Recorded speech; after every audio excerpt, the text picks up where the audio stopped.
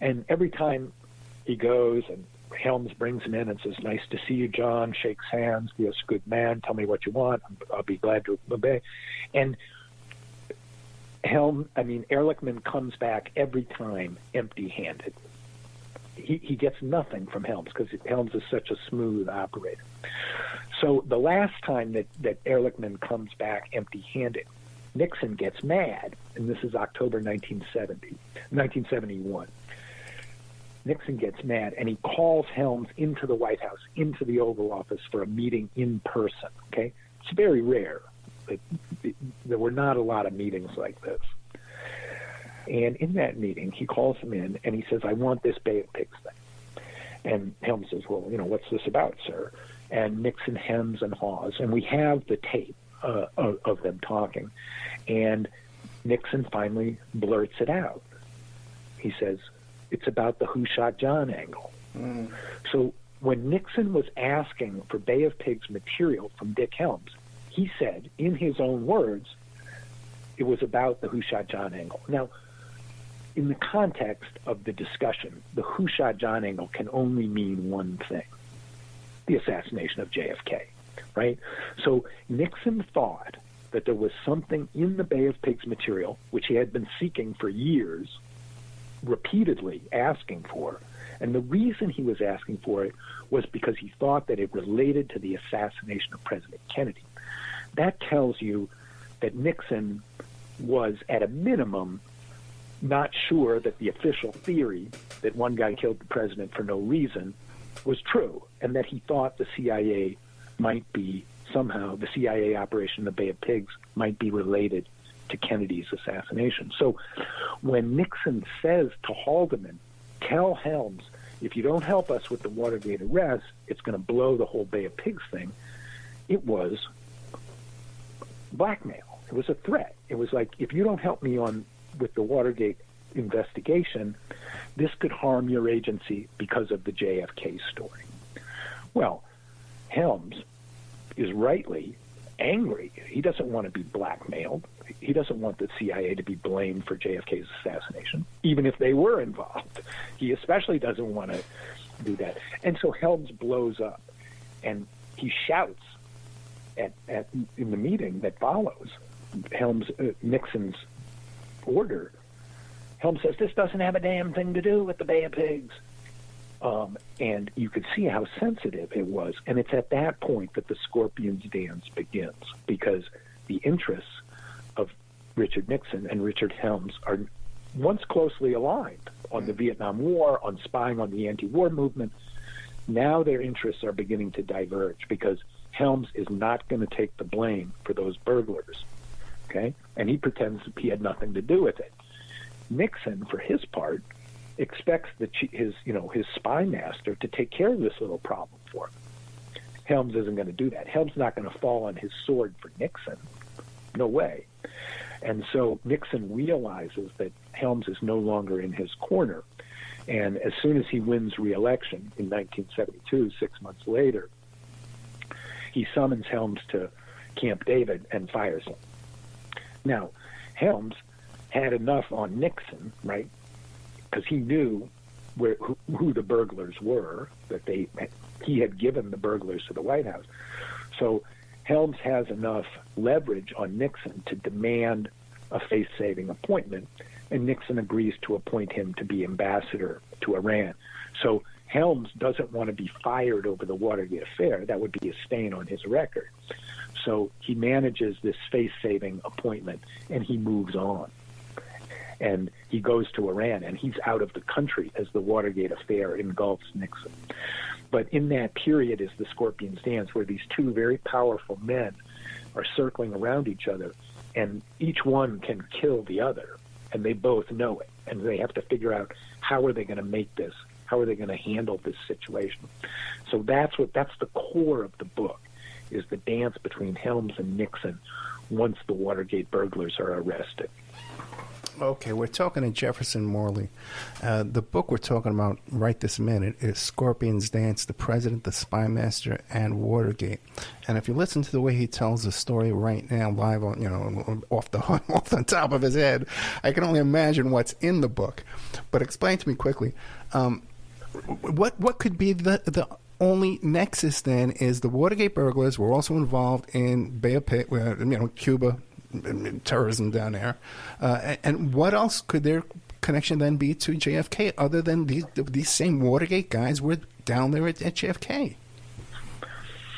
I don't think they were. I mean, there's allegations Hunt was in Dallas. Yeah, I don't think those, by his nephew. I don't think by his nephew. No, the nephew was the alibi. I'm sorry.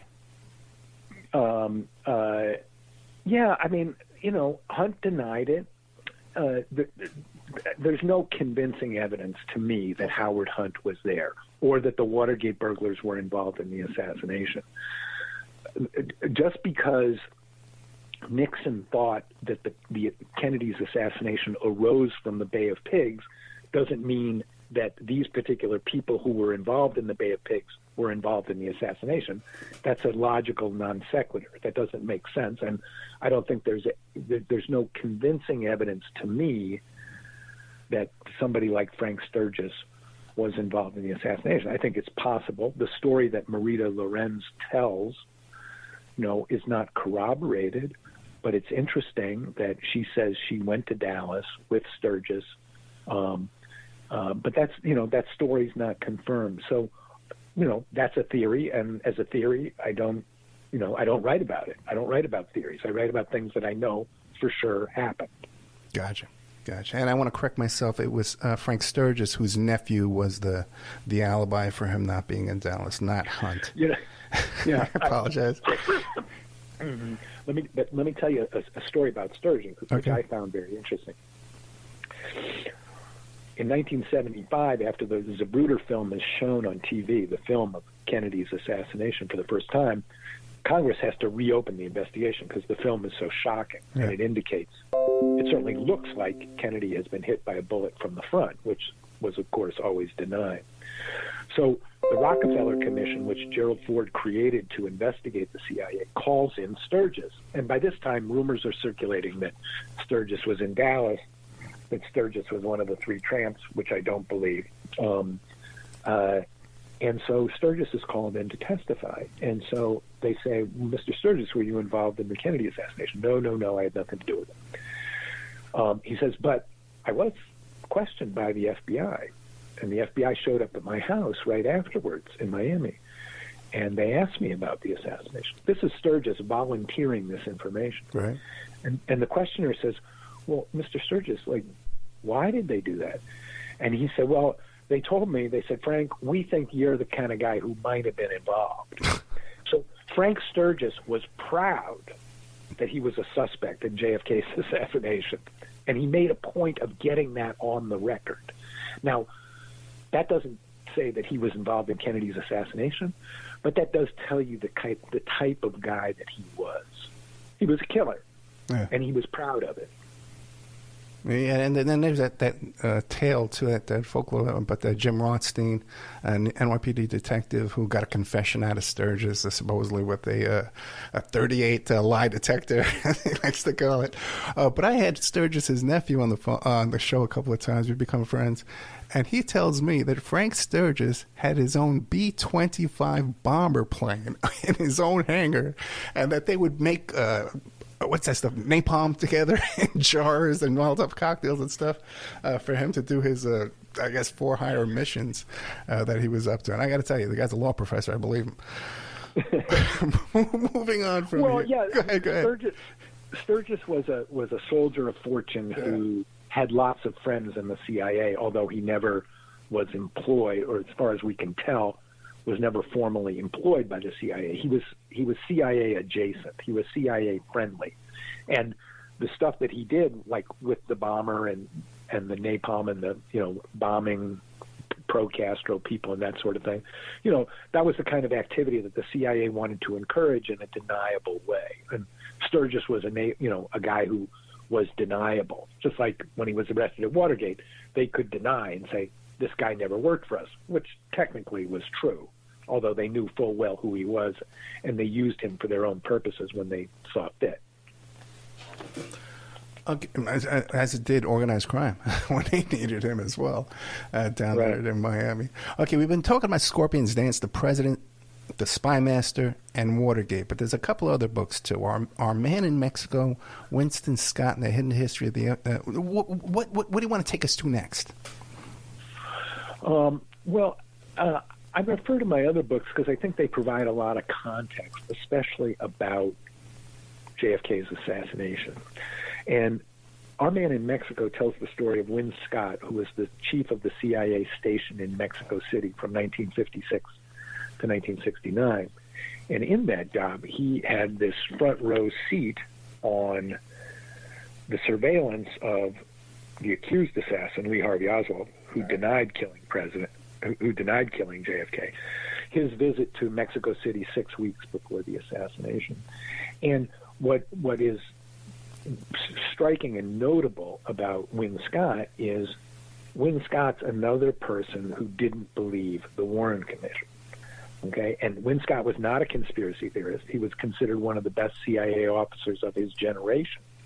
In fact, he got the Distinguished Intelligence Medal after he retired, which is only reserved for the most high-performing CIA officers. So I regard him as a highly credible source. And in a manuscript that Win Scott wrote after his retirement, he pointed out that the CIA had lied to the Warren Commission. The CIA told the Warren Commission, we did not know that Lee Harvey Oswald had visited the Cuban consulate in Mexico City. We knew he had visited the Russians at the time that it happened, but we didn't know that he had also visited the Cubans. Okay, that was a lie, and Win Scott knew it was a lie because his team had Oswald under surveillance at the Cuban consulate. And so Scott, in trying to explain the lie, said that he believed that Kennedy had been the victim of a conspiracy.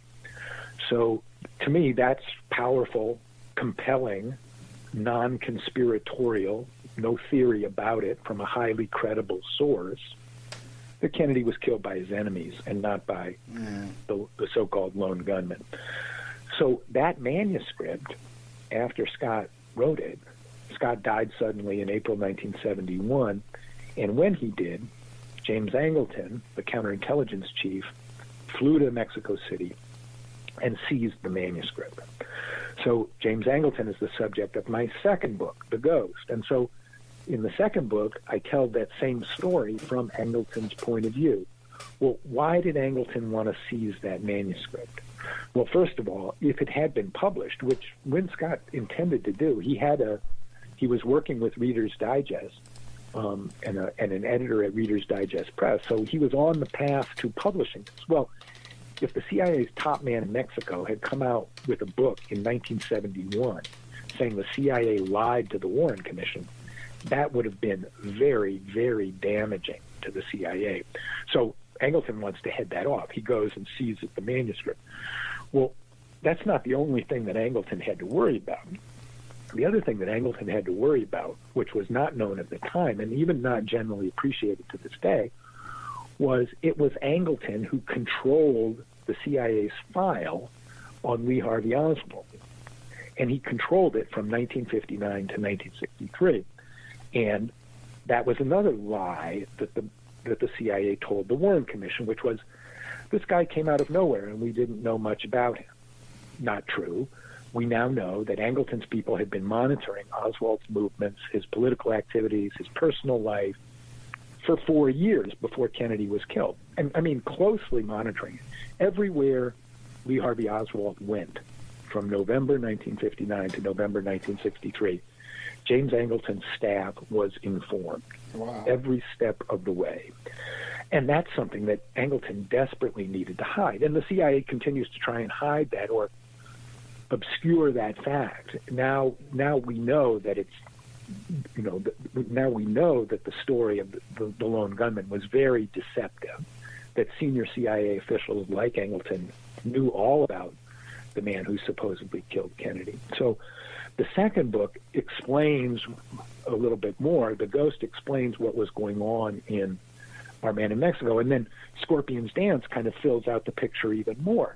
These doubts about the Warren Commission were not the work of quote-unquote conspiracy theorists,